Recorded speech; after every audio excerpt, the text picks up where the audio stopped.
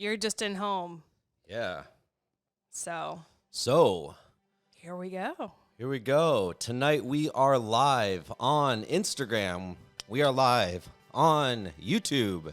And we are The Blended Life. I am Eric. This is my wife, Julie. What up? And tonight's topics are going to be...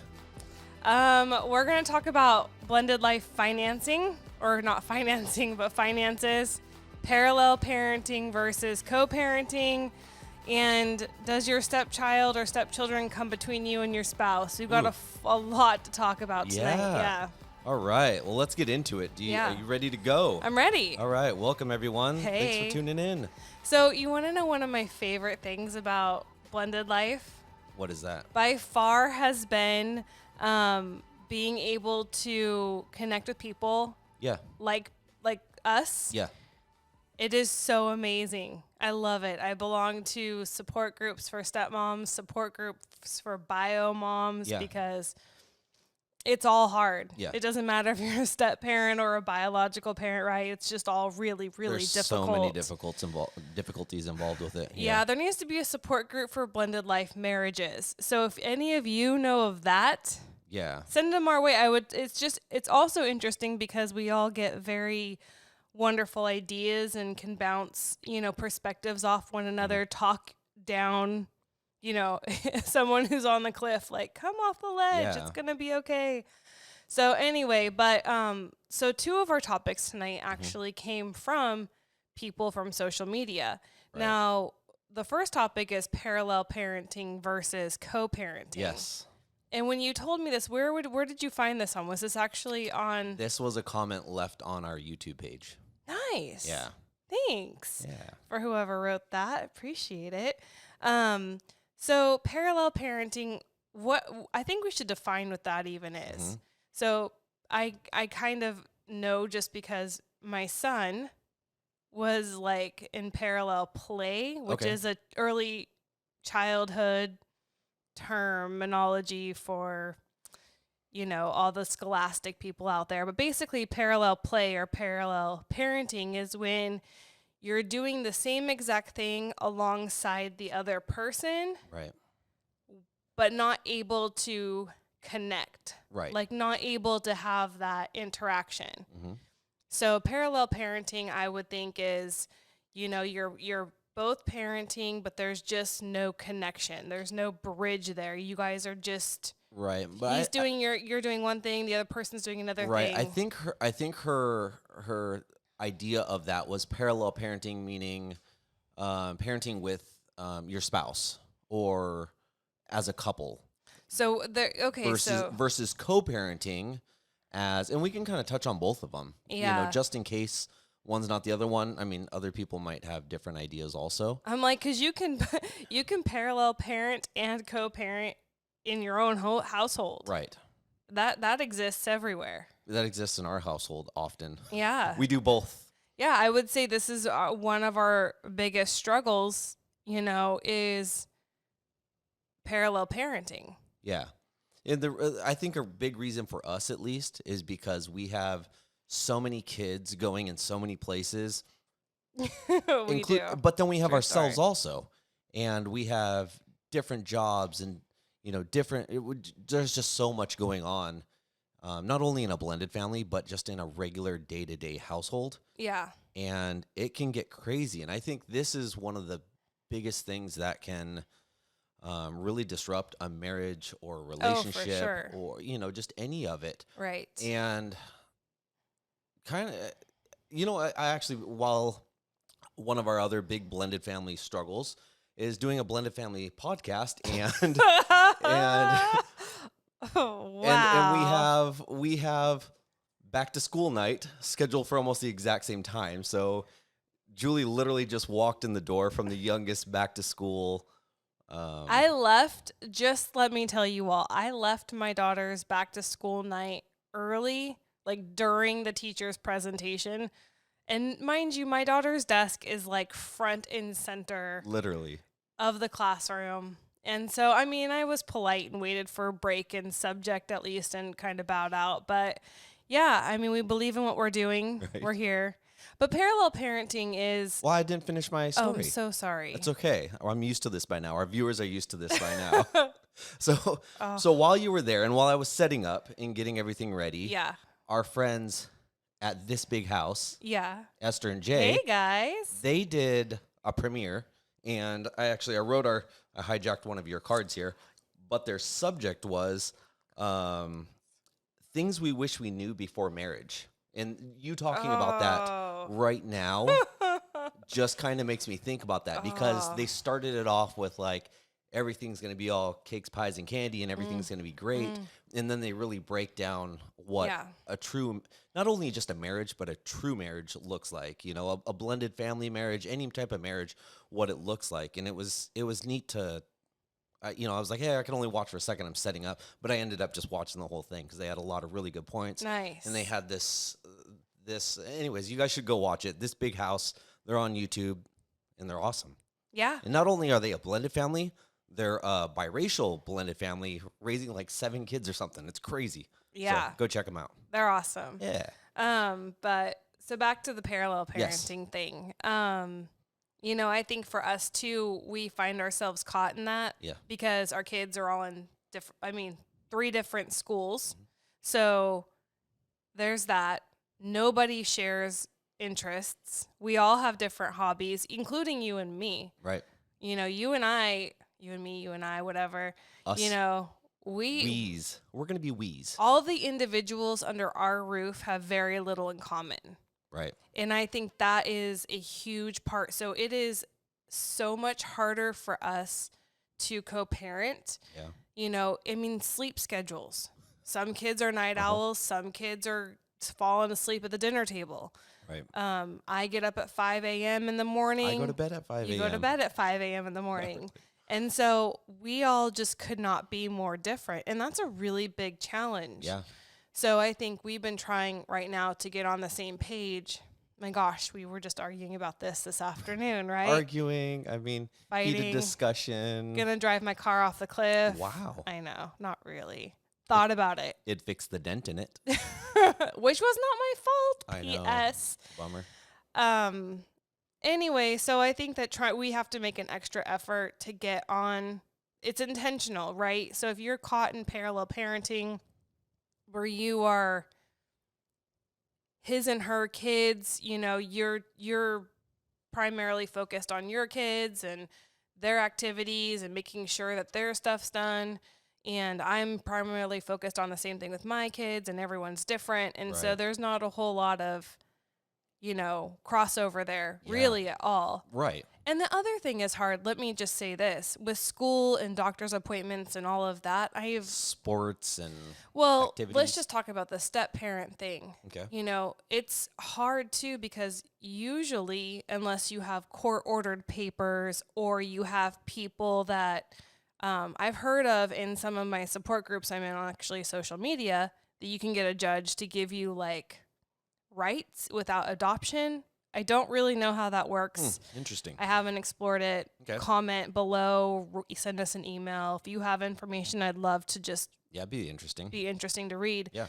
But, I can't take your son to the doctor and... Just sign for him.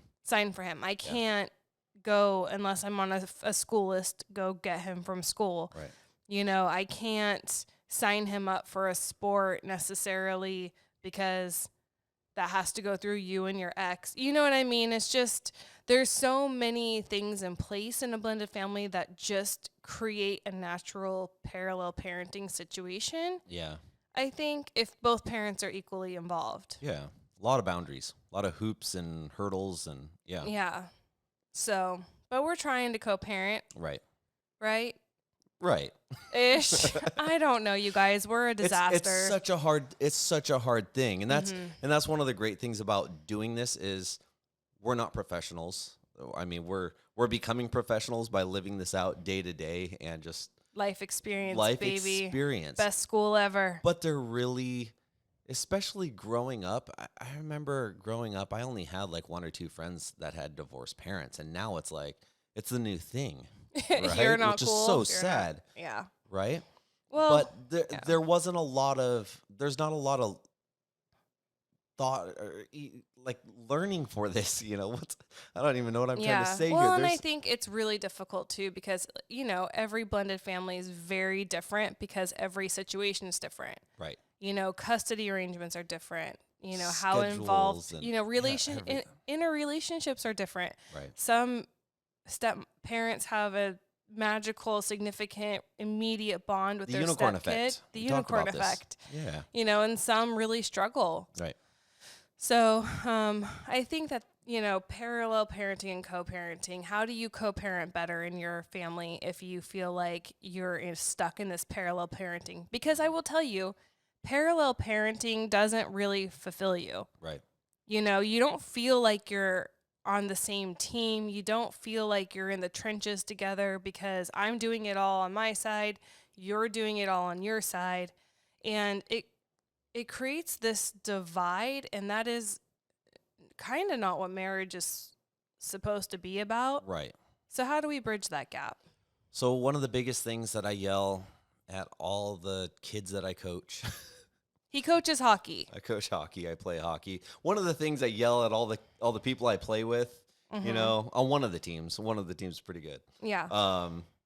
Communication. Talk out there. I'm always yelling. Talk. Communicate. Even if you don't have the puck, let the guy who's got the puck know his options. Let him know if you're open. Let him know if you're not open. Talk to him because sometimes his head's down and he's focused on what he's doing. He's not playing That is heads a up man hockey. for you. Hey, you had baseball analogy yesterday or last time. Yesterday. Last Did we time. create a podcast yesterday? I didn't know They just that. watched it yesterday. But anyways, Yeah. communication though. Communication is key. Yeah. And it's something that you and I work on often. And the more we work on it, the more I notice our parents' style of communication. My parents, I was thinking about this today. I'm helping my parents move right now. And I'm sitting there like, their communication looks a lot different than yours and mine, or how I would like to. I show up at their house that they're supposed to be there 20 minutes from now, and I'm like, they're not here. This is like 30, 40 minutes later. I left my phone at home. I'm like, there's no way to communicate, and it wasn't communicate. It's just, it's a big cluster. So communication is such a key element to any type of relationship, right? I mean, parenting, marriage, even dating, whatever it may be. Yeah. Communication is so big. Yeah. And it's also the hardest thing. And it's not because communication just by default makes you vulnerable. Well, and it looks so many different ways too. Yeah, but I think it opens you up for an argument. I know this is my biggest drawback to, I just want to crawl into a hole and live there and shut out you and everyone else because I don't want to fight. Right. I don't want to argue. My last marriage, I had enough of that to last me a lifetime. Like I have deep, deep, deep scars from that. And it does. I mean, I'm not going to compare it to PTSD, but when you and I argue, it's pretty close though. You see my reaction. Yeah. And it's not fair to you. It's not your fault. Arguments happen and I'm really trying to work on it, but I just have zero interest in arguing with you. Yeah, shut down with quickly anyone at work, the same thing. Like, it's just, there's very few things, in my opinion, to argue about. I say that and then I argue. I get it. It's very backwards. I wasn't going to say it, but. No, I do. No, right. Well, I think a lot of it too is just being touchy on situations and subjects. Right. If you can just realize like, hey, maybe this isn't a fight, something we were talking about earlier. It was a discussion. While we were arguing. Well, while we were arguing. It was a discussion. It didn't This have, is what you it was tell a heated kids. discussion. Oh, we were just discussing. I do. I tell our kids that all the time because in my mind, I feel like they are discussions. We're trying to hash things out rationally, right? Oh gosh. And we'd have to turn down our our audio gains for the discussion sometimes. Yeah. But that really, it's a form of communication. So if you can harness that and learn how to do it without fighting and walking away or punching walls or whatever it is that people do, right? Or name calling.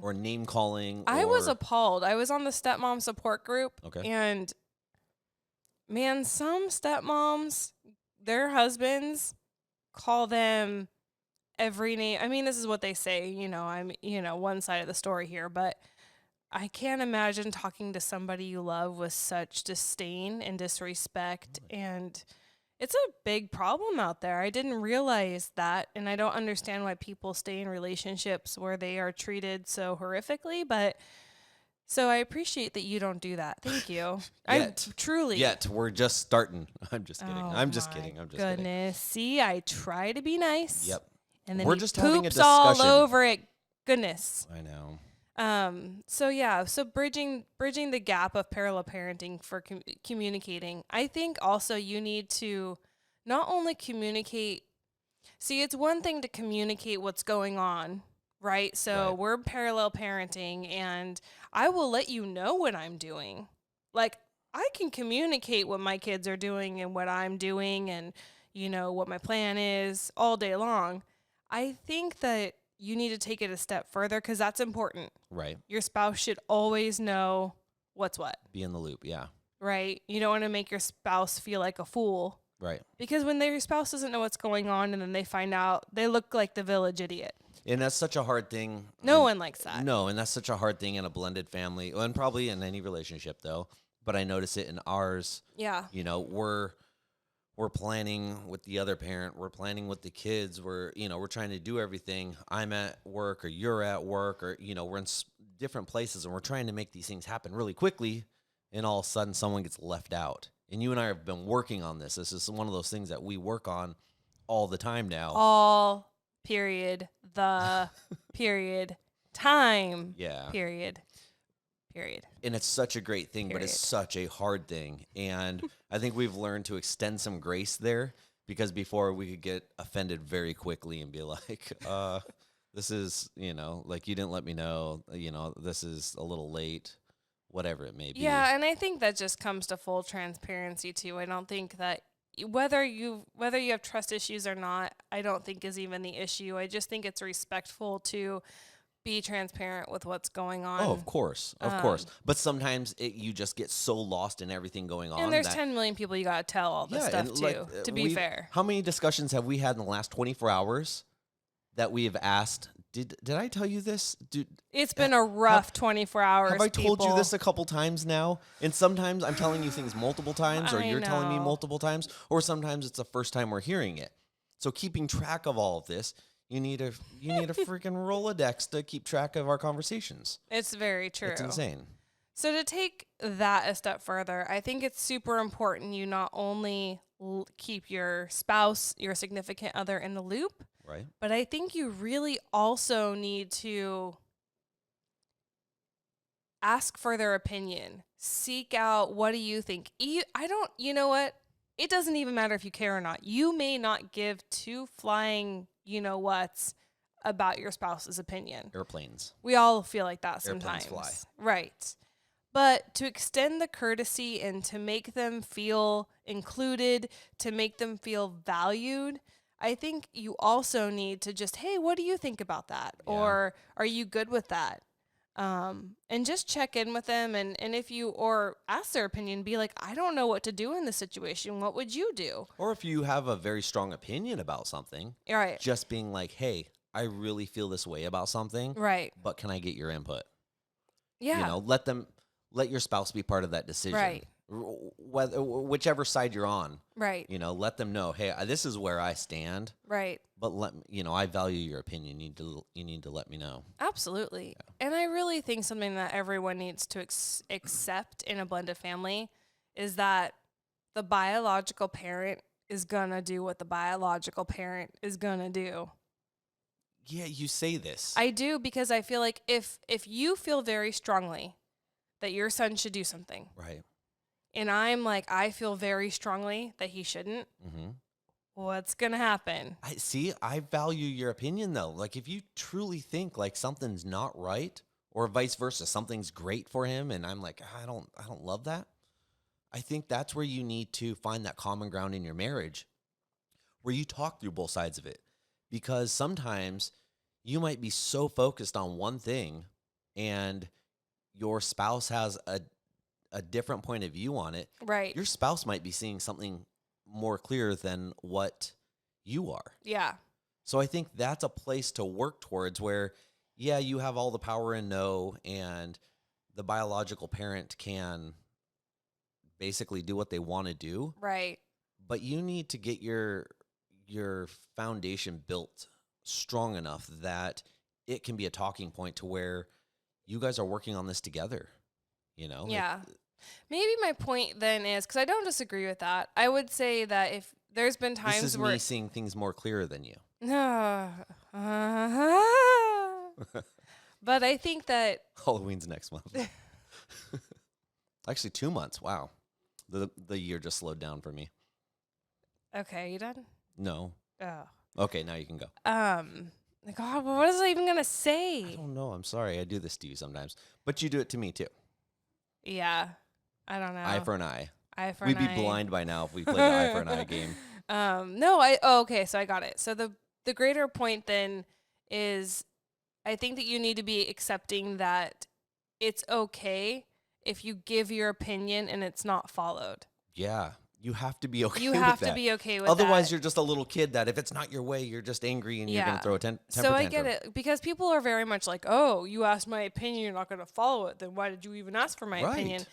You know, because sometimes people genuinely are interested in what you think, even if they don't agree with you. And that is a real thing. I'm the most guilty of this because I will ask your opinion quite often. And I almost just want a debate to see if my opinion... You want to debate. No, Fun. But I just want to see if there's things I'm just not seeing. Like, I'm so set on something, but you might see something differently. And I'm like, I want your opinion on this. I'm set on this. I'm set on this. But give me, but hell. find a reason. Give me a reason why this isn't gonna work. And sometimes you just can't give me that reason. So I'm just gonna go with what I'm going with. Okay, you guys, this is the first time I'm hearing this. So now I'm just... This is the first time she's listened. Where's my crickets button? Where's like a knife and dagger? I don't know what's happening right now. This is all fun and games. Yeah, this is part of our heated discussions. Well, we've had an emotionally charged day with one another too. Don't look at me like you don't know what I'm talking about. You were there. I was on the phone. You were on the phone on the other end of the line. As much as it did you. No, this shit pisses me off. Wow, now I gotta split our episode again. Thanks to you. It's not. We're losing viewership because of your potty mouth. Can we? I want to tell everyone. I see everyone on Instagram. Thank you so much for tuning in. I can't read your comments because I'm old and they're too far away. I will get in there and read them. Well, there's been a lot during this time. Hi everyone. Thank you for joining us. Meg622 says that she appreciates our podcast. Thank you. Thanks for watching. Thanks, lady. I appreciate it. We're a hot mess, but that's cool. We're figuring it out. We're a blended family. So anything else you want to touch on with the parallel parenting versus co-parenting? Don't you feel like I feel like we all strive to co-parent, and I think some of you just need to be okay with there's going to be parallel parenting. Like one of the biggest struggles for me. Okay. To cut you off. Are you done with that? Sure. Sorry. No, I live to hear you speak. I know. Here I am. One of my biggest struggles in co-parenting. With me? With my ex. Okay. So now we're moving out of marriage to exes. Not parallel. I think that's more, you and I are more parallel parenting, I think is what she was getting at. And you and I parallel parent differently. But co-parenting with your ex. Okay. One of the hardest things to do with that is giving into those conversations, not having the heated conversations, the arguments, the debates, whatever you want to call them. Biting your tongue. Yeah, but don't just roll over, but really knowing when to input and when not to. I think you do a really good job with that. Do you not think you do? But yes, I do now, but it's not something I've always done. It's me having to learn and just be like, you know what? I'm not going to comment back to that. I see a fight starting there. There's no reason for me to put my input. I can see she's upset about something, whether I caused that or not. Something's there's a spark there. I'm not going to throw gasoline on that fire. Yeah, that's smart. So just let it simmer down. Yeah. I don't respond at that moment, or if there's something I'm like, man, I could really just hammer it to you, just don't do it. Have you ever done that to her where you've been emotionally charged and you started stuff? That was the first 2 years of our afterlife, because really a divorce is just a death. You go through everything. You go through your mourning. You go through your grief, anger, everything. Yeah. There's so many charged emotions there. And that whole first 2 years for us was nothing but it was the gnarliest roller coaster you've ever seen. And then you learn how to just smooth it out and not fight and just really Well, you just get tired of it. That's part of it too. It's all part of it. So if you can really just calm down. Yeah. Think before you speak. We've all heard that, right? We tell our kids this. Yeah. If you can really just calm down, think before you speak, just relax. And also something I know we've said on our podcast, but definitely worth repeating again and again is not every text or email needs an immediate response. Right. Sit with it. Yep. Especially if you read something from your ex and it sparks something in you that just pisses you off or makes you want to throw your phone or makes you want to cry, I would sit with it. Unless it's a life or death situation, which 99.9% of this BS we deal with is not, sit with it. Yeah. Breathe. Yep. You've been really amazing to me in that regard because I get emotionally charged and I can come talk to you about it, and I can let my emotions out with you. And then they can come back. That's something that I really had to learn. Because I am very much a shoot from the hip, fast response. Well, and I'm also a fixer. Jump in. So I've always wanted to jump on that type of stuff. But something I've learned is that I need to just sit and listen. Sometimes you just want to vent. Sometimes you don't want things fixed. That's right. And you just want to talk and you just want to vent and you just want to be heard. Yeah. And you don't necessarily want someone to jump on the bandwagon and go to battle with you. Right. You just want to be heard. Yeah, because sometimes it can't be fixed. Right. And it's even more maddening when somebody tells you it can be fixed and you're like, it can't be fixed. Stop telling me it can. Yeah. Regardless if it can or not, is really not even the issue. It is just better and don't tell me different and let me be. Yeah. So let's move on to finances. Oh. Can we save this for last? Even the dogs are angry about it. No, I'm just kidding. No, okay. Let's do it because I don't want to run out of time. Okay. And these are the two things that people asked for. So the third thing, if we get to it, we get to it. If not, whatever. Okay. We'll bring it up on a different topic. But so someone reached out and asked if we would talk about finances in a blended family. I think finances in a blended family are like finances in any family. I disagree. Do you? Okay. Completely. Okay. Because you're right. Once you start digging into it, I'm right. You're always right. I'm gonna get it's on film. I learned everybody. This. Yes, honey, you're right. Put that into practice. Off air. I do. I told you just the other day when we were having one of our heated discussions. The other day. This was 2 nights ago. Oh my God, I'm so sick of having heated discussions, you guys. But you were completely right. What you were upset about, you were completely right about it, and I acknowledge that. I said you were completely right. Anyways, it was another blended family struggle. And we'll talk about it another time. That's interesting too, because that's not so satisfying. What? Being right? Yeah. Yes, but you wanted to be right.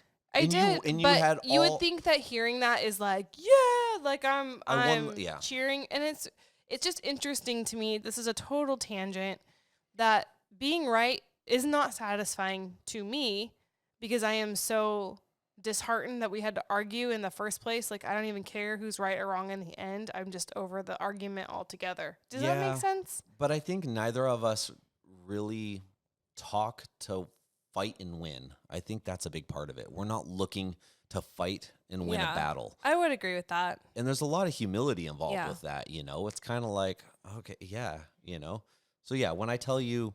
But then, I don't have a problem with being wrong, too. Yeah, me neither. Like right or wrong, I don't really care. I was totally in the wrong the other day. I just want resolution. Yeah. I don't really care who's right or wrong. And that's the hardest part, though. I just want it resolved. Is coming to that resolution. Yeah. And that just comes down to communication. What does resolution look like, right?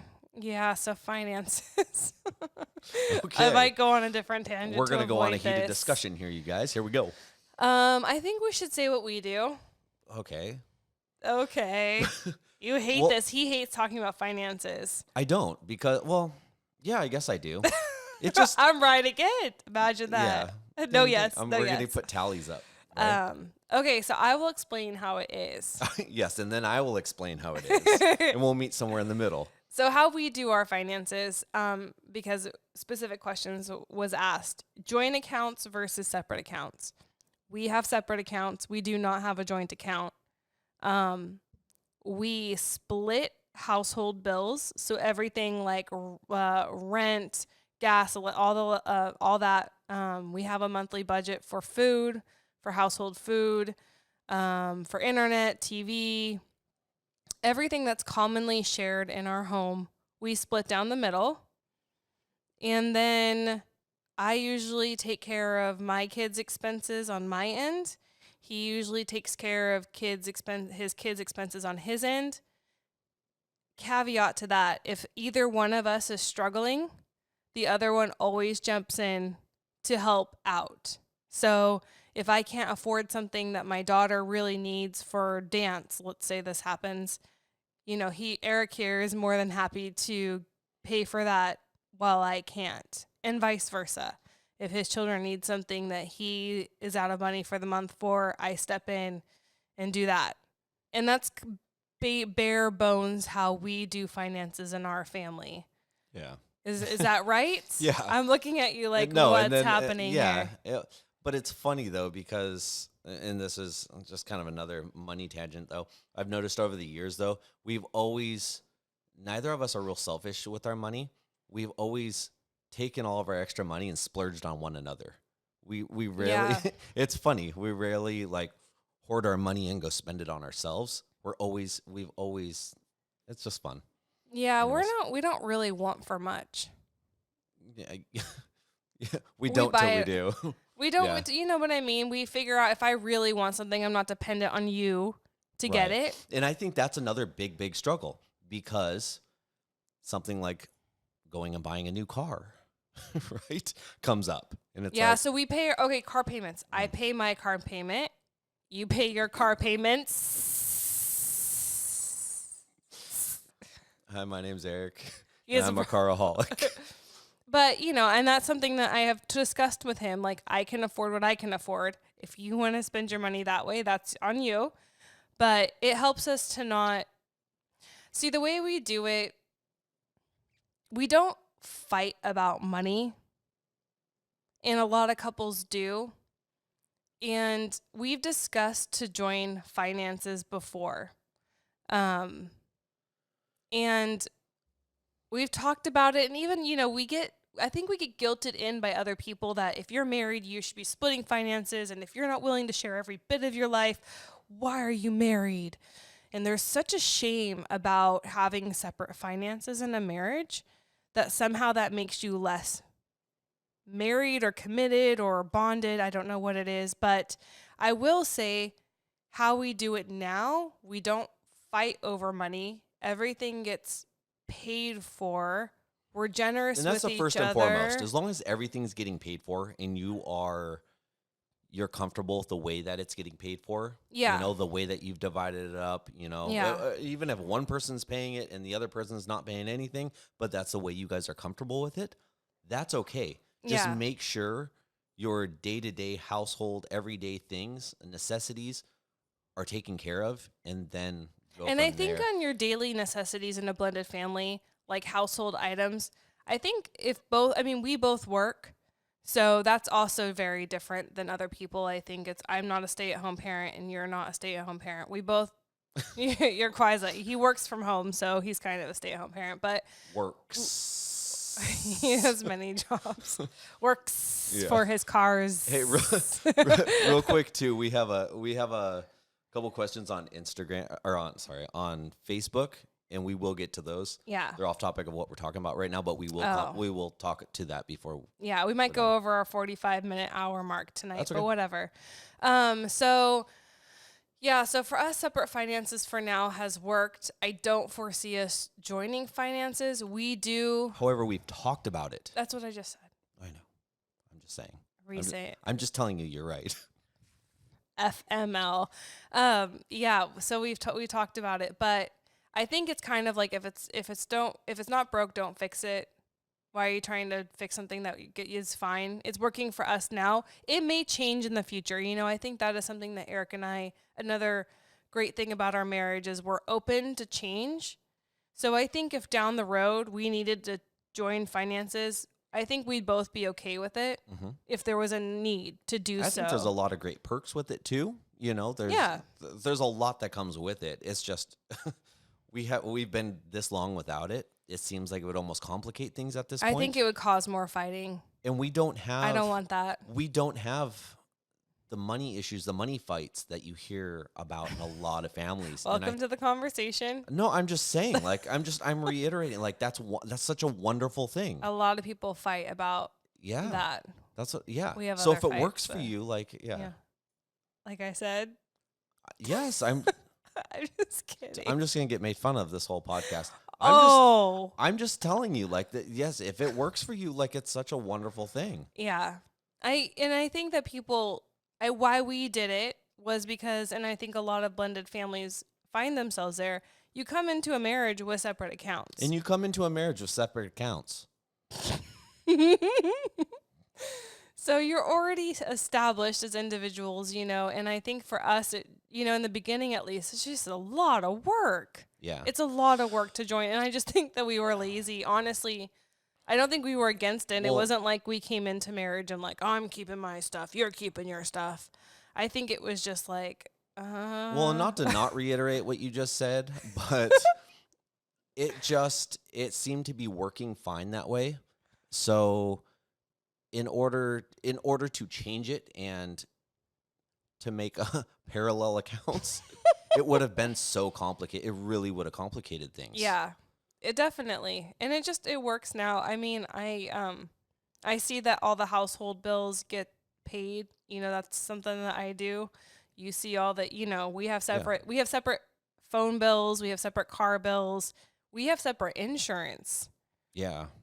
Not medical. We're all on the same medical and dental and all that, but but if we joined our car insurance, yeah, and simple things. If we joined insurance, all of a sudden we'd have we'd save money. We'd save a ton of money. But neither one of us wants to give up our insurance company. It's not that I don't want to give up. It's just all of a sudden now we're complicating things. Right? We'd rather pay more to be less complicated. We're so weird, you guys. I don't know. That's what we do. I don't think we should be giving advice on this. This is terrible. No one can relate to this. But this is what works for us. And so maybe it's a different way to look at it than other people. I know, Jessica, our friend Jessica, hi, Jess. Hey, she's listening and watching, and she just commented, separate finances is the secret to happy or at least easier marriage. Amen, sister. Yeah. And then splurge on your other. Yeah. And now, it's fun. It's nice to have the autonomy where you don't have a spouse checking, what did you spend this on? I don't get crap if I buy $100 face cream. Not that you would anyway. I would never buy $100 face cream. You wouldn't give me, a problem, but some marriages are like that. Yes, You share finances and you're looking through the statement. This and you're is why I keep repeating what you say. You just say so many good things. I was going to say the same thing. He's just hoping for a BJ later, guys. Who's BJ? I'm just kidding. Sorry, Benjamin. But savings accounts, that's something that I would say to do jointly. I think that's a smart idea to have a joint savings account. Work towards your future together. Yeah. So if you do have separate checking accounts, or even if you don't, whatever, I think you need to have a savings account that's joint. That's at least something that is yours together, and you can use it to buy a boat. You can use it to buy a second home. You can use cars. Yeah. No, you can. You should buy an airplane. Wow. Helicopter. I like helicopters. Whatever, he has issues. But I have no shoes. I think that it's good to have a savings account that you both can contribute to. And so that's a little nest egg that you share. And then whatever is in that account, you both agree on. And you agree on what to spend on. That's right. So, like, you wouldn't just go buy a Ferrari if we had $400,000 in our savings account. No, we would have to, like, discuss that. Oh, okay. Hence the fighting, hence why we don't share accounts. There you go. Debt. Let's talk about debt. That was another thing she had asked us to bring up. So we both came into, well, you didn't really come into our marriage with debt. Yeah, a little bit. Yeah, it grew after we got married. My debt is, we have a separate debt without getting too into it. And we're very respectful that, I'm going to pay off my debt.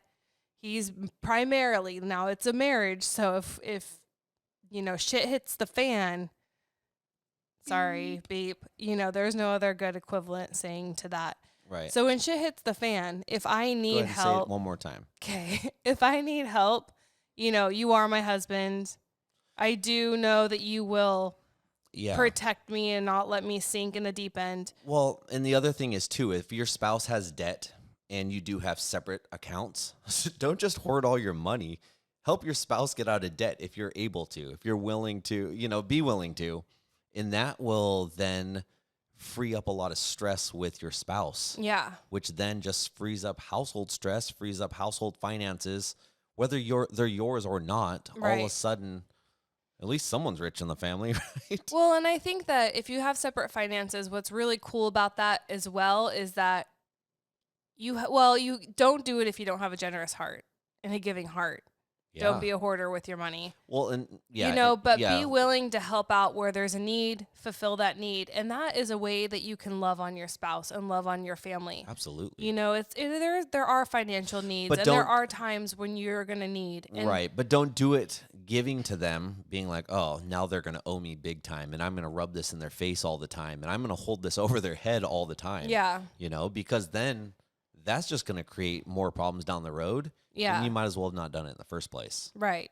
So it's kind of like borrowing money, expect not to see it again. Yep. Type of a thing. But that's marriage. I mean, you shouldn't be in a marriage with someone you don't trust. Just do it for the Benjamins. Oh, just kidding. You shouldn't be in a marriage with somebody that you can't trust financially, So, and that won't help you out if you're in an issue. And it's a beautiful thing to let your spouse rescue you. Whether it's financially, whether it is my car broke down and I can't change a tire, I don't know, whatever it is. Let your spouse rescue you from time to time. I'm going to call you next time I need a tire changed. Don't. Thanks, love. I will let you die on the side. I'm just kidding. I'll call AAA. Oh, thanks. Rescue him. I will help you. Or send help. I will send help. Yeah. That's right. I can change my own tires. Yeah. So I know that, what are some good things that you know about sharing accounts, though? Like, let's flip it. Sharing accounts. Well, you're already on the same page. You know what's being spent. There's no... How much money do we have? Yeah, all of a sudden your household physically, or not physically, but visually, your household income just grew, because you only see your day-to-day income or your monthly income, whatever it is. And now all of a sudden you guys it makes you closer as a team. You're now going to work on those things as a team, right? Because you have to, because now you're sharing an account. So I think one thing that I think would be a plus for us is it would slow down some of the spending habits that you and I have. You'd think about it more like, do I really need this? Because she's going to see that I'm buying this, or vice versa. He's going to see that I'm buying this $100 face cream. Do I really need it? Yes. Do I want to have this conversation? And then I would be like, he doesn't want an old wrinkly wife. Of course he's going to want me to get Botox. Of course he wants that Ferrari. Oh. Wow. No, we're talking about youth and beauty here. Oh. Wow. Don't look around like you don't see a youthful, beautiful person in front of you. I love you. I love you. Anyway, yeah. Don't say things I said. I already said that. Okay. We already established this. Thanks. What did we establish? That you weren't going to repeat. I wasn't going to repeat. Now you're doing it. Eye for an eye. See, we'd be blind by now.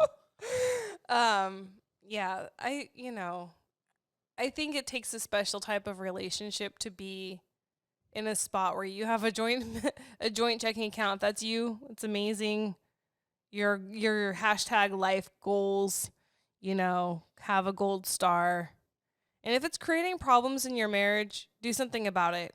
Communicate. Figure out why. It's just, if it's not working, if separate accounts aren't working and you're fighting about money, do something different.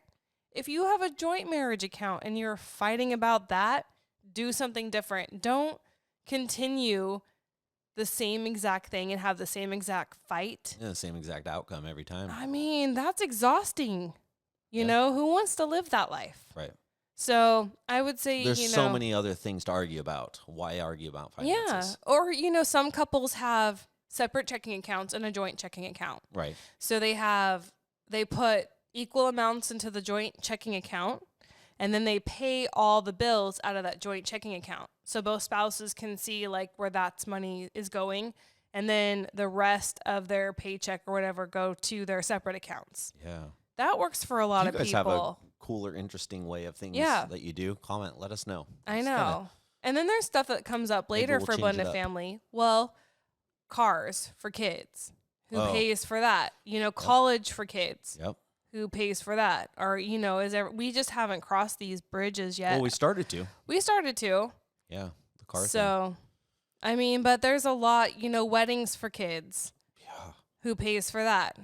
Yep. And how does that get split? I mean, there's so many ways to do that I don't even know. And that just, all those things also depend on your exes too. What do they contribute to weddings and cars and college and all that? And also, what are their standards? What are their expectations? Because one family might be well off, or the other family, can't afford the. Or one family's they don't need a car, they don't need college, they don't need to get married. I choose to pay for nothing. I'm just throwing that out there, is that there might be somebody like that out there who co-parents with me. They don't need these things. Yeah. Therefore, no. And everyone has the power of no, right? God. Who has no, or who says no holds all the power. Yeah. Same with sex. I guess. I mean, unless you're in prison for it, that could be argued. What? Anyways. No means yes. Will you read that comment? You're closer than I am. At top? Yes. Okay, so that's kind of are we done with finances? Yes. That's kind of what we have to say on finances. If you have more questions on it, more specific questions. Yeah, I will email you back too, or message me on Facebook or Insta. And we have parents that are really good at finances too. So. Yeah, my mom's a financial amazingness for a whole company. And so I learn a lot from her. You would think I'd be better off. You're great. So we have Andressa.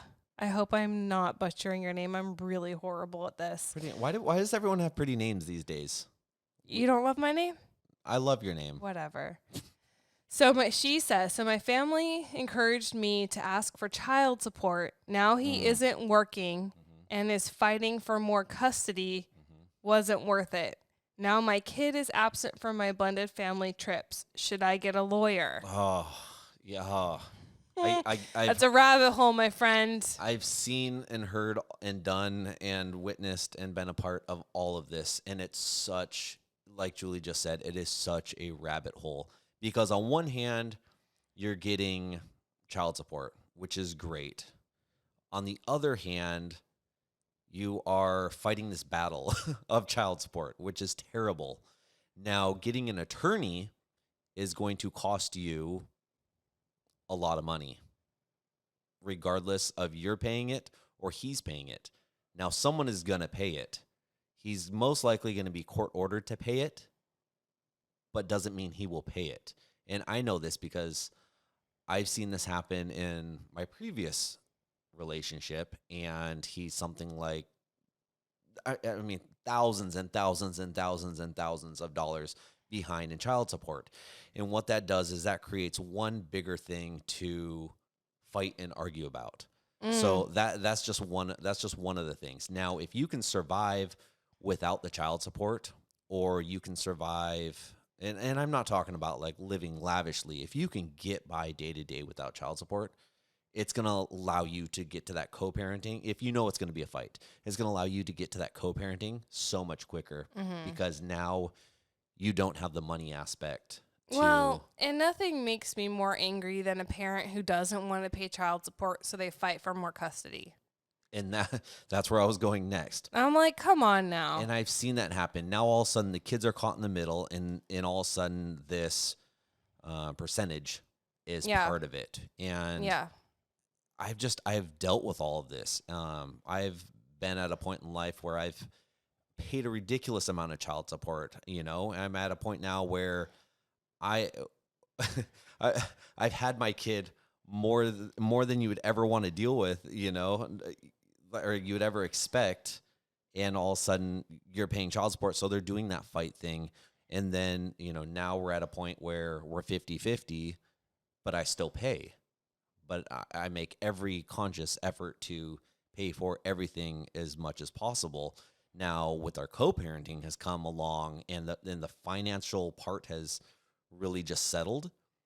Now we can co-parent, and we both pay 50-50 if he needs something. It was to the point where like our son needed PE clothes the other day, and he's at his mom's house, and him and I just have this relationship where he calls me and he goes, "Hey, will you get me this?" And I go, "Well, you're with mom, have her write a check." And I hear her yell on the phone, like, "It's $20. I will just take care of it." Because I'm like, "Tell your mom I'll Venmo her half of it." Good. I'm like, I'll Venmo her half of it. It's no big deal, She's like, "It's $20. Like, why are you even discussing this with your dad?" You know? But so you can get to that point. But I think if you are fighting about dollars and percentages, it can become such, just to put it politically, it can become a swamp. Yeah. One thing that I've done a lot when I wanted to get an attorney, I actually, where I work, there's a family law attorney right down literally the next door over from my office. And this is advice I love to give to people, because you can actually, most family law attorneys will let you go and pay like an hour, right? So you pay whatever their hourly rate is. Mine is, our attorney's a neighbor, so he charged me $75 for an hour. Ridiculously cheap. Yeah, that's very cheap. Most attorneys in this day and age, hundreds of dollars. Yeah, I'm gonna say on the low end is gonna be like $150 an hour. Yeah. To high end, probably about $300 an hour. Yeah. And it's not like, hey, just go to court for me. They have all these I mean, by the time you're done dealing with this, you're gonna incur thousands of dollars just to get through the simple stuff. Can I just finish my point, sorry, please? That's to your point. Like, that's ridiculous. My point is that if you find that you can call around, and maybe not every attorney would do this, but pay for an hour and go in and just ask questions. A good law attorney will tell you if you have a case or not. A good law attorney will tell you, a family law attorney will tell you, is like how much child support. There's like a calculation, right? I think you can even go on the computer and do it yourself. I mean, sometimes child support is a life-changing amount for a family, and sometimes it's not. And you really have to discern if it's worth the fight and worth the money to go to court and get a lawyer and lawyer up. If your spouse, Andressa, doesn't, or your ex, I'm sorry, it doesn't work, then he's going to accrue back child support that maybe will get paid someday when he gets a job. I don't know. Is it worth to fight for something that he's not going to do anyway? Well, there's some people that are just going to dodge it all the time too. They're going to work under the table. They're construction workers. They work for an uncle. Or they job hop. I mean, I'm in HR in my day job, and I have employees in the past who, as soon as child support finds them at my work and we get those orders, they quit and go to the next job. And then they find a job, they work there until child support finds them in that job, and they get papers, because it takes a while. It takes a while for child support to know. I don't even know how they find out you've got a new job. Your social security number. Yeah? Yeah. So, but the process and paperwork takes a while. So, a lot of people job hop to dodge child support. It's really sad. I think child support is a case by case basis too. Sometimes, totally me and my ex, we divorced without any child support and no alimony. Nothing. There was no money changing hands on either end. And that was a more peaceful way for us to end things. And I was working full time and could take care of my kids and I on my end. And, you know, he was on a career path that was going to be lucrative for him. And so there was just no need. I didn't. It's been so much cleaner like that. It's just been easier. No, it has. I can't imagine that fight on top of all the other fights we do have. It definitely has its frustrating moments where you're like, you know, there's things that do come up, but also don't go after someone just for the money. Like, do you really need $10,000 a month in child support? You know, if your baby daddy's a superstar rapper or, you know, a film star, then go get whatever, child support. Do it. But, you know, it really, like, just calm down and just be like, hey, do I really need this? Or can I truly just live with this person out of my life? Yeah. Co-parent with them is just about the kid. And, you know, like, the kid might live a little bit different lifestyle at each house. I don't think that's bad either, though. No, kids get their eyes opened to life choices, and that's educational. Well, you know, unless it's an abusive or, like, they're not. Yeah. I mean, there are situations that it's not okay, but if they're just having to have, you know, they can't go out to eat, they have to cook in. That's okay. That's okay. Yeah.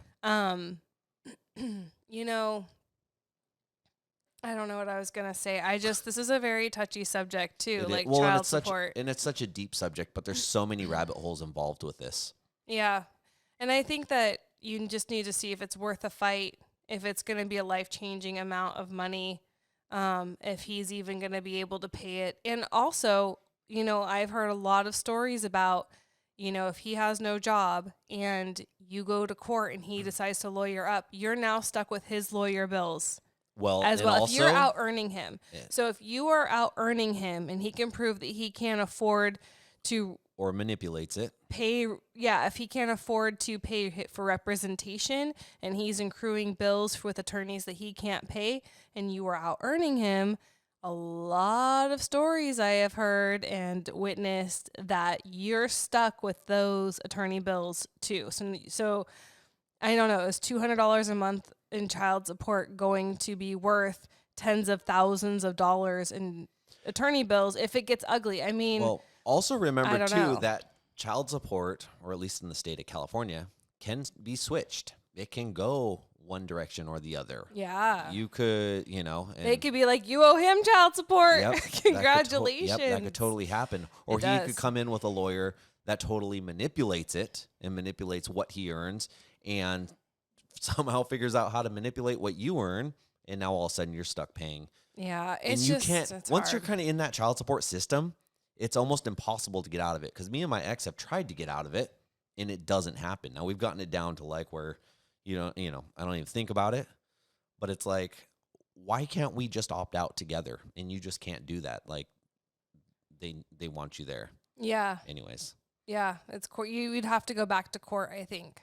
So, anyway, should we do the last little bit here? Let's get our last little bit. And some reason Sorry, Instagram. It shut off. Yeah. Maybe it's out of battery. I don't know. Oh.